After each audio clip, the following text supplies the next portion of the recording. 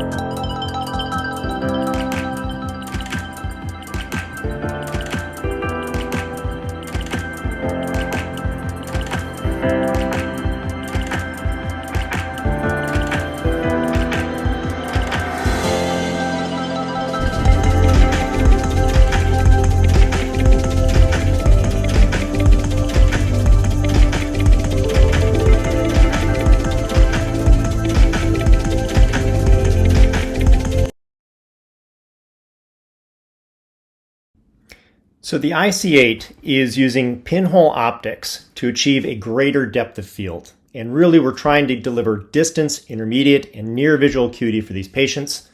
Let's take a moment to look at some of the defocus curves involved here.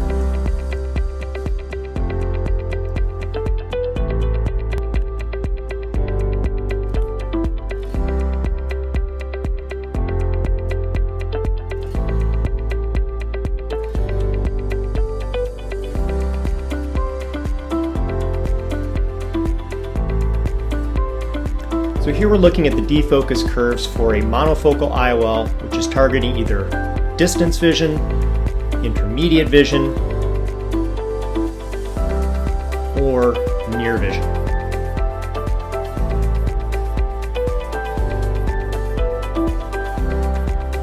What is unique about the IC-8 is with its extended depth of field, it's really extending the depth of field on both sides of the curve, both in the hyperopic distance direction as well as the myopic direction. And we can take advantage of this by targeting a small amount of myopia, which allows us to still have good distance visual acuity, but exceptional intermediate and near vision. And so when you implant this with a contralateral monofocal in the fellow eye, these patients achieve really quite good distance visual acuity, intermediate and near. And this is evidenced here, as you can see, with the defocus curves.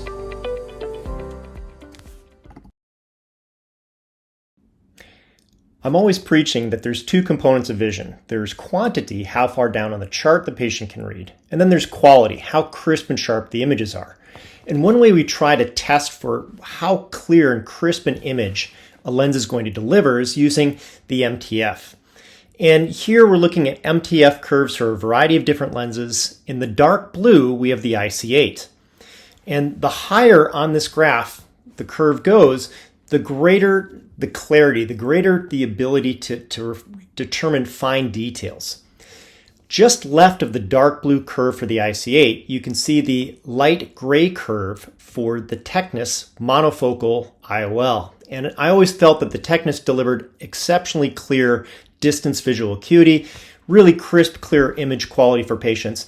And you can see the IC-8 is somewhat close to that, especially when compared to the other lenses that are trying to achieve all three zones of vision: distance, intermediate, and near.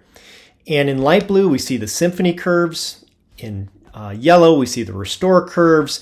In the red, we see a trifocal IOL, and all of them are producing good vision, but you can see that the IC-8 and the single focus monofocal IOL, these are producing higher quality MTF curves. So the image quality predicted here by the bench research is that the IC-8 should produce very crisp, clear image quality. It is important to remember that you want to target a minus 0.75 sphere to get the most functionality out of the IC-8. And the reason, again, is the extension of the depth of field in both directions, both in the hyperopic direction and the myopic direction. And so targeting somewhere around that minus 0.75 seems to work best, gives the patient very good distance visual acuity, excellent intermediate, and good near visual acuities. One of the first things to note about the IC-8 is it requires a little bit larger incision. It goes through a 3.5 millimeter incision. So you're going to use a blade to widen that incision over what you're used to. Now, it actually inserts very, very well. So the delivery through the injector tends to be very smooth. It's very controlled. There's really nothing out of the ordinary here as it's implanted within that capsular bag. And you can see here it's been inserted. It's beginning to unfold. It unfolds at a nice, steady pace, really presenting no challenges in terms of getting it inserted and within the capsular bag itself. You do want to make sure that you are very careful to extensively clean the posterior capsule, because performing a gag capsulotomy with these IOLs later can be done, but it's a little bit tricky, and so it's best if we can avoid a PCO in the first place. So just be especially meticulous at cleaning that posterior capsule before implanting the lens. You can also see that I've made an astigmatic incision using the femtosecond laser at the 2 o'clock position. You say, well, why? Because this small aperture can correct astigmatism on its own. And the reason that I do that is I'm debulking the astigmatism. And really, I think the less astigmatism, less residual refractive error you have, the more the pinhole can really deliver sharper vision.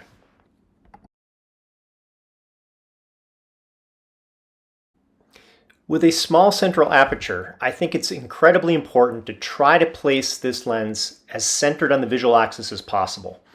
And to achieve that goal, I use Alcon's DMM, Digital Marking Microscope. This is tied to their Argos preoperatively. The Argos can measure the visual axis on the patient, and here in real time it's being displayed as the central crosshair here. So I'm trying to use the DMM to align the center of this IC-8 aperture with the center crosshair. Oftentimes it takes a little bit of maneuvering, monkeying around, until finally you get to a point where you're happy with it. Technology like the DMM is great, but you always have to make sure that what it's showing you agrees with your surgical skills and experience. And here I've sped this video up a bit, but you can see the DMM is seeming to indicate a visual axis that is far too inferior. It just doesn't seem physiologically correct. And so at the end here, I'm going to ignore what the DMM is telling me. I'm going to center the lens where I think it should be centered. So always trust your instincts. Always make sure that it agrees with your experience as a surgeon. The first IC-8 case I'd like to cover is a patient with a normal cornea, a normal eye. And what we're doing is really mimicking what was done in the FDA trial, where we take the non-dominant eye, implant an IC-8, and in the dominant eye, implant a standard monofocal lens. This patient's really main pathology, other than the cataract, was the presence of an epiretinal membrane. However, there did not appear to be significant amounts of pucker being produced by this membrane. A little bit of thickening, as can be seen in the lower right-hand corner of the retina there. Aberrations were pretty normal. So we have a certain amount of coma, our spherical aberration, 0.36. You can see the axial topographic map produced here on the bottom. And the amount of astigmatism being estimated by the eye trace here is 0.98 at an axis of 80. How did this patient turn out? Patient did great. So first post-op day, Patient was seeing 20/25 plus 2, J2 for near. We ended up putting a Ray 1 EMV in the dominant eye to establish a little bit more intermediate vision as well as good distance. And the final uncorrected distance visual acuity, binocular, 20/20, and a near of J2. The second IC-8 case I'd like to review is a patient who was post-RK. This patient had undergone 8-cut RK incisions about 30 years ago, had a cataract, was seeking better vision. Here we can see the flattening of the central cornea on the pentacam. Looks like this was actually a very well-performed RK procedure, very well-centered. We can see the flattening within the central cornea, as well as the classic mid-peripheral elevated, quote, volcano ring produced by RK. As with many RK patients, although the patient saw well initially, there was a hyperopic drift and the patient's manifest refraction was a plus 1.5. There was about 0.8 diopters of astigmatism depending upon the machine looking at that. And again, the IC-8 can correct probably about 1.75 diopters of astigmatism. So this was within the range.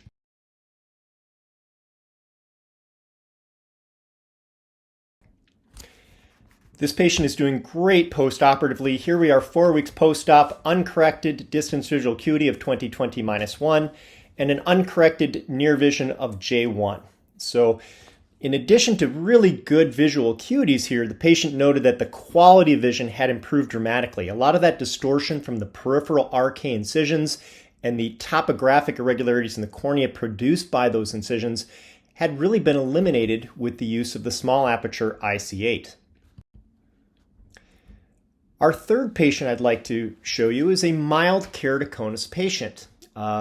This patient had been using soft toric contact lenses to achieve monovision. The left eye was the non-dominant eye and was really made for reading. Here we can see the topography. Patient has a little bit more advanced keratoconus on the right eye than the left. Even the right eye is sort of mild to moderate, but certainly just a trace amount of inferior steepening on that left eye and really not dramatic thinning, although the beginning of a cone can be seen on the posterior float. This patient with the IC-8 also did very well. 2 months post-operatively, only the left eye has been corrected, but the uncorrected distance visual acuity in this eye is 20/25, near is J1, and compared to the toric soft contact lens, this patient has much better distance vision in this eye. So preoperatively with the toric soft contact lens correcting her for near, distance vision in this eye was only about 20/60. So the patient was thrilled that she not only was getting near of J1, but this eye was contributing 20/25 towards the distance and really helping her dominant eye see much better. So encouraged by the success of this mild keratoconus patient, I thought, what if we try it with a more severe keratoconus patient? So unfortunately, this patient had very advanced keratoconus. I had cross-linked this eye the year before. Despite the cross-linking, the Kmax still remained extremely high at 78 diopters. Central pachymetry, very thin cornea, 349 microns. So, and a central cone. Notice that the cone, this is not an inferior cone, this is a centralized, quote, nipple cone. And really this is what was presenting the challenges for the patient's vision. You can see the mires and how distorted those mires are by this very steep central cone. Patient's uncorrected visual acuity was only count fingers, best corrected with a -11 plus 4.75 at axis 131 was 20/80 minus 2. So that's the best corrected that glasses could get this patient to. Patient was completely intolerant of contact lenses and refused a scleral lens fitting. But pinhole improved this patient to 20/60 plus 2. So I had a long discussion with this patient and said, you can't use a scleral lens. There's not enough tissue here for a topography-guided PRK to try to improve the shape of the cornea following cross-linking. Your pinhole improves you to 20/60. If we implant this small aperture lens, would you be happy if we could get you to this pinhole acuity? The patient said, absolutely, that'd be a huge improvement. Let's go for it. Again, using the iTelligence platform to plan this lens. So the problem with the IC-8 is its lowest power is 10 diopters. And a 10 diopter IC-8 in this eye was predicted to leave a residual refractive error of -16, which clearly wasn't going to be an ideal outcome. And so I thought, what would be the best way to treat 16 diopters of myopia that the IC-8 was going to leave behind?